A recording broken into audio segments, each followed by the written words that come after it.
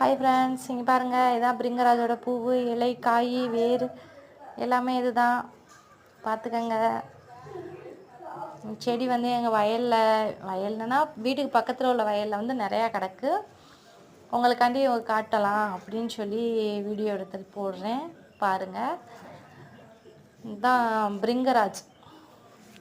இந்த hair oil ஆட்லலாம் காட்டுறாங்கல்ல, Bhringraj பூவு, இலை, காய் முடியை வந்து ஸ்ட்ராங்காக்கும், வேரில் இருந்து நுனி வரைக்கும் ஸ்ட்ராங்காக்கும் அப்படின்னு சொல்லி காட்டுறாங்கல்ல. அது வந்து இந்த செடி தான். இதுதான், இதுக்கு பேர் தான் பிரிங்கராஜ்.